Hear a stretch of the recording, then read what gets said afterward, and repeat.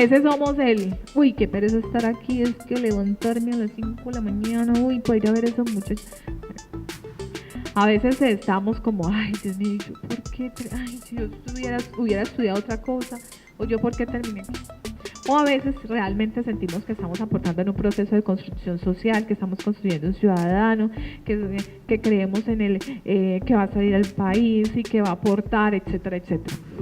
Entonces yo creo que son como los estados en los que generalmente nosotros como docentes nos movemos, entre uno y otro. Pero entonces, ¿cómo al menos si no mantener en uno u otro, cómo hacemos para sentir realmente que estamos construyendo una catedral de manera constante? Entonces vamos a hacer una apuesta en el día de hoy. Y la apuesta para sentirnos siempre construyendo una catedral es desde nuestra gestión de aula, desde eso que hacemos en nuestras aulas. ¿Qué hacemos nosotros en esta aula? Enseñamos, ¿sí? Pero entonces, a medida en que nosotros empezamos a darle un sentido a esos aprendizajes, un sentido a eso que estamos haciendo en esa aula, dejamos de cargar esa pesada piedra y empezamos a construir una catedral. Esa es la apuesta que tenemos para el día de hoy. Entonces, efectivamente, como esa es la apuesta y nosotros hemos hablado mucho y ya me duele la garganta, van a hacerlo ustedes. Les vamos a entregar lo siguiente, les vamos a entregar un kit a cada uno, hacemos en grupos de 4, 5, 6 personas. Hay instituciones educativas que nos trajeron las 6, no hay problema. Juntémonos en grupitos como de 6 personas, por favor. Quiero hablarles, gracias, profe, de la red de maestros que promueve Escuela Nueva, ¿sí? El programa Escuela Nueva. Entonces, las redes de maestros, profes, es bien importante tenerla a nivel municipal, porque a través de ella pues desarrollamos los famosos microcentros que por X, Y motivo a veces los dejamos perder, porque perdimos el horizonte y perdimos el objetivo real de lo que es conformar la red de maestros y ganar esos espacios tan importantes como son los microcentros, ¿sí? Tenemos 4 redes de maestros a nivel de Valle, que está Restrepo, está Calima Darién, se me van en este momentico 2 más. Dagua lo tuvo en un tiempo y desafortunadamente la cumbre le pasó igual que Dagua. Teníamos unas redes de maestros muy fortalecidas, pero en el momento en que surge lo de los traslados, entonces a veces pues se terminan las redes, ¿no? Pero la idea es, profes, que a partir de esta capacitación, los municipios que no tienen o no cuentan con esa red de maestros, entonces empecemos a formarla y empecemos a fortalecerla para nuevamente ganar esos espacios tanto a nivel municipal, departamental y nacional, ¿sí? Entonces, esas redes de maestros tienen objetivos comunes. ¿Para qué sirven los microcentros? Esos microcentros son un apoyo, porque ahí es donde vamos a conversar, es donde nosotros ahí planteamos situaciones que se nos presentan en las instituciones y que ahí podemos encontrar muchas soluciones a esas pequeñas dificultades. Profe, gracias. De verdad que hay municipios que están muy fortalecidos con la red de maestros y hacen los encuentros, los microcentros, que fue lo que el principal eje de las escuela nueva, de las escuelas rurales, es eso, formar la red de maestros y en la red de maestros empezar a institucionalizar lo que son los microcentros, pero esos microcentros cuando se hagan se tienen que hacer con un objetivo claro, porque no es reunirnos por reunirnos, sino reunirnos con objetivos precisos, a tratar de solucionar aquellas pequeñas dificultades que en nuestro quehacer se nos presenta, ¿sí? Entonces ahora sí, pues la idea es de que ahorita en el trabajo que vamos a hacer una práctica de planeación, porque es que ahí es donde está a veces también las grandes dificultades. ¿Cómo hago yo para planear una clase de matemáticas, por ejemplo, para primero, para segundo, tercero, cuarto y quinto, y después la multigrado, y entonces vamos a mirar que nosotros podemos hacer integración de grados y también de áreas, diferenciando el grado de complejidad en cada uno de esos, ¿sí? Ahora el ejercicio que vamos a hacer es para postprimaria, ¿cierto? Pero lo mismo se puede hacer en primaria, ¿listo? Listo, profes. ¿Qué vamos a encontrar en nuestro, en el foldercito que se les dio? Vamos con lo siguiente. Van a encontrar unos sólidos. Los sólidos, unos sólidos, ¿sí? Son un triángulo, unos triángulos, uno que es un triángulo y el otro como una base. ¿Listo? Pues van a descubrir qué es o con cuál van a trabajar. Hay una lectura sobre los sólidos, ¿sí? Una lectura, ¿cómo se llama? Un pretexto. El misterio de la construcción de las pirámides de Egipto. Es el primero. Y segundo, se llama Diamante en Bruto. ¿Sí? Esas son las dos lecturas pretexto. Tenemos los sólidos. Además, tenemos lo que son los derechos básicos de aprendizaje, ¿sí? De ciencias naturales, de matemáticas, de lenguaje, tenemos los estándares básicos de competencias de lenguaje, de matemáticas, tenemos las matrices de referencia, pero además tenemos las de ciencias sociales de sexto a séptimo, etcétera, etcétera. Y tenemos una línea que se llama Taller 2, componentes curriculares y modelos flexibles. Esta hojita. Esta hojita nos da unos lineamientos de reflexión. Paso 1. Identificación del centro de intereses. ¿Cuáles serían las expectativas del aprendizaje que podríamos fortalecer en los estudiantes? ¿Cuáles centros de interés se pueden identificar en el material entregado para proponer un proyecto de aula? Segundo paso, definición y planeación del proyecto. ¿Cuál sería la posible ruta a seguir en el proyecto de aula y qué acciones se pueden trazar con lo que tenemos? Y obviamente, esas son unas herramientas. Ustedes pueden, ¿qué? Generar más, ¿sí? Es decir, con eso que tienen pueden utilizar las herramientas que aquí tengan. ¿Listo? Tercer paso, definición de los contenidos, aprendizajes y procesos de desarrollo a potenciar para todos y cada uno de los estudiantes. ¿Listo? Esa va a ser como nuestra ruta, ¿sí? Para luego centrarnos, bueno, ¿qué van a hacer? ¿Cómo lo van a hacer? ¿Qué herramientas tengo? ¿Qué herramientas necesito? ¿Sí? Y luego, ya después de que nos centremos sobre eso y propongamos y hagamos nuestro proyecto de aula, vamos a hacerlo al revés. Ahora sí miremos esto. Pero después. ¿Listo? Primero hagamos nuestro proyecto de aula con este ejercicio.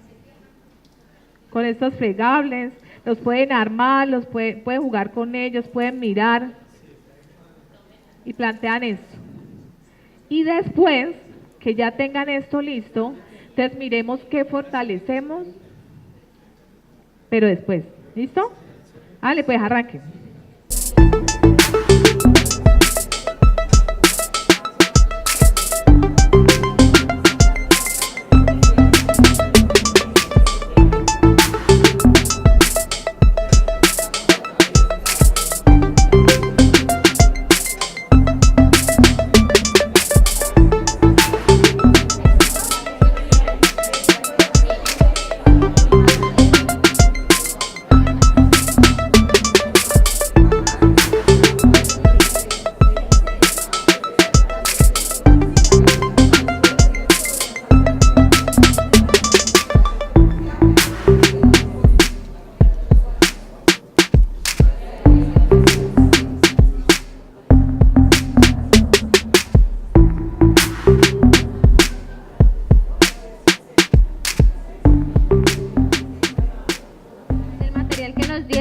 nosotros escogimos la lectura Diamante en Bruto, ¿sí?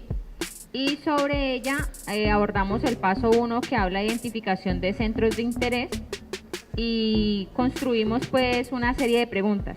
¿Qué es un meteorito? ¿Qué sucede en el espacio? ¿Por qué se caen los meteoritos? ¿Por qué se forman los diamantes? ¿Qué sucede al caer un meteorito en la Tierra? ¿Qué otras formas presentan los diamantes? Los diamantes formados en tierra tienen una estructura y una consistencia diferente a los creados por meteorización. Ya en el segundo paso que nos hablaban de definición y planeación del proyecto, ¿cuál sería la posible ruta a seguir en el proyecto de aula y qué acciones se pueden trazar? Nosotros abordamos diciendo que después de tener ya las preguntas, debíamos de hacer una lluvia de ideas, o sea, saber cuáles son los conceptos previos que tiene el niño para nosotros reconocer inicialmente cómo vamos a hacer la estructura de nuestra secuencia didáctica.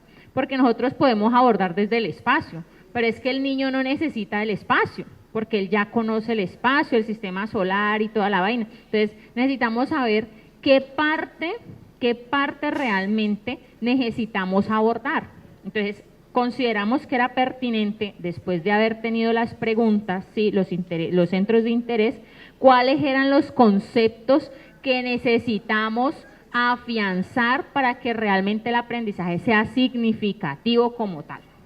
Entonces, decimos que se va a armar una secuencia didáctica cuyo nombre de clase va a tener un diamante en bruto, ¿sí? O sea, toda la clase o toda la secuencia se va a llamar un diamante en bruto. Como tenemos profesores de primaria, nosotros abordamos que en secundaria vamos a hablar de exploración, estructuración, transferencia y valoración, pero a los de primaria le vamos a hablar de una secuencia didáctica abordada desde el inicio, desde la conceptualización, desde la práctica y desde la valoración, contemplado también como esa evaluación pues continua y permanente. Aquí dentro de las acciones que podemos trazar hablamos de que va a haber en el proceso de la secuencia didáctica una asignación de roles y temáticas, ¿sí? Y va a haber sobre todo algo que se llama entrevistas comunitarias y saberes ancestrales. ¿Por qué? Porque es que el niño tiene un contexto familiar, hay un contexto comunitario y es importante que él se pueda involucrar y que su conocimiento pueda hacer ese proceso de transferencia y de aporte real a la comunidad. Adicional a ello, estamos hablando de que si es un diamante en bruto, nosotros, por ejemplo, venimos de una zona que es rica, o nuestros niños, es una zona rica en minería. Hay metales preciosos, hay piedras preciosas, hay minas de cuarzo, y es indispensable para el niño, pues él ha visto una mina de cuarzo, él ha visto una mina de oro, pero realmente él conoce cuál es el proceder de ese material, sus abuelos le han contado, la población indígena, abordamos aquí con el profe, el oro para los afrodescendientes tiene una connotación y una forma de adquisición, para los indígenas tiene otra connotación totalmente de cosmovisión y cosmogonía totalmente diferente, y la adquisición para los indígenas era algo de deidad, si me hago entender, no de poder sino de deidad. Entonces ese tipo de cosas hay que tenerlas en cuenta dentro del saber ancestral del niño. Acá en la definición de los contenidos, aprendizaje y procesos de desarrollo a potenciar para todos y cada uno de los estudiantes, estamos abordando que el tema nos da, y le decía yo a los profes, el tema nos da para transversalizar todas las áreas. Podemos hablar de ciencias sociales, de ciencias naturales, de matemáticas, podemos abordar desde el contexto ético, porque nosotros podemos determinar que la presión no solamente está determinada como esa fuerza por unidad de área en concepto matemático y de ciencias naturales, sino como esa presión a la que se ve sostenida la sociedad para poder modificarte en hábitos, en costumbres, y que hacen de ti que seas ese diamante en bruto que realmente quedes como el carbón total, ¿sí? Porque estamos hablando aquí que existe una capacidad de transformación de una sustancia a otra, ¿sí? Entonces, en el área de ciencias naturales estamos abordando tres materias que son biología, física y química. Y yo le decía a los profes que podemos hablar desde el concepto físico de la constitución del material, podemos hablar desde el concepto de la reacción química del material, de la naturaleza como tal, la importancia del componente del carbono, la propiedad que le da el componente de carbono a todo lo que vamos a hablar de conceptos orgánicos, inorgánicos, que nos va a avanzar hasta 10º y 11. O sea, es una base totalmente importante y nos va a dar también esa parte de lo que es nosotros como cuerpo orgánico, la constitución del carbono, ¿sí?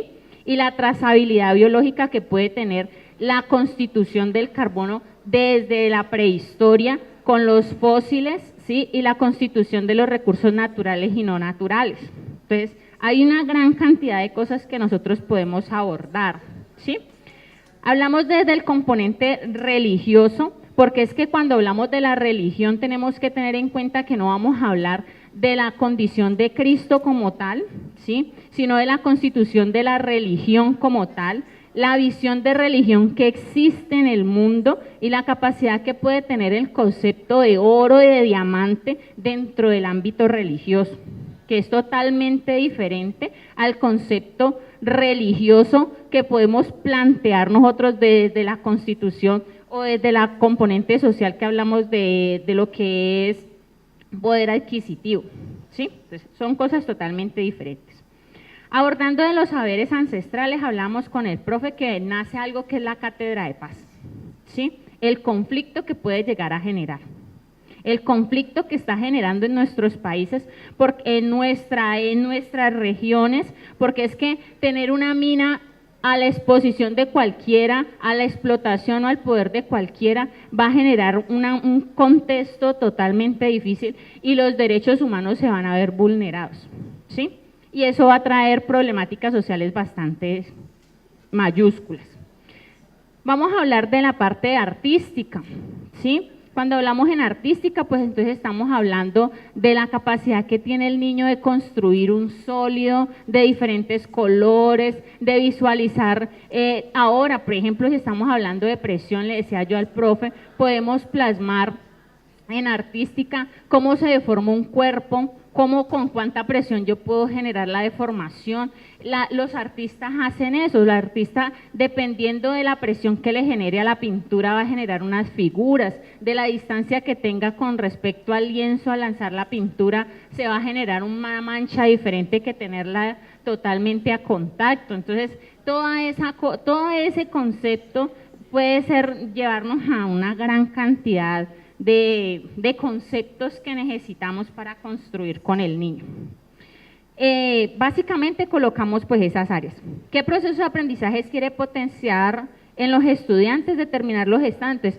Pues ¿qué queremos nosotros? Pues que el niño tenga la capacidad de poder entender que el conocimiento no es único, es transversalizado y que si va encaminado con la sociedad podemos hacer realmente una construcción de aula activa, podemos tener la construcción de un pensamiento crítico y adicional a eso hacer que nuestro pensamiento tenga ese valor o esa connotación real de constructivista, porque es que el pensamiento lo construyo yo desde mi propia visión, no desde la visión del otro, sino de lo que yo considero.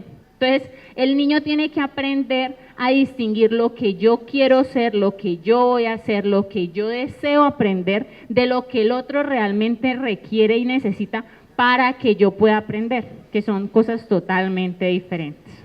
Muchas gracias. No, a usted, profe, qué bien. Mire toda la cantidad de conocimiento que uno puede llegar a relacionar, ¿sí? Y ese es un ejercicio del pensamiento complejo y la pedagogía de la complejidad, lo que acabas de hacer. ¿Qué es lo que hace? Desde un concepto, ¿a qué tantos podemos relacionar? ¿Y qué tantos podemos...? El primer video que se colocó, que empiezan a hablar, y el papá, entonces el papá es esto y esto y esto, y entonces el gobierno es esto y esto. Entonces cada ítem termina siendo una excusa o un pretexto para aprender más. Y el aprendizaje, como dice la compañera, se amplía. Entonces, de un pretexto, de de un pretexto como el ejercicio de los diamantes, logramos abarcar una cantidad de conocimiento, ¿sí? Y solamente tenemos una herramienta del aprendizaje.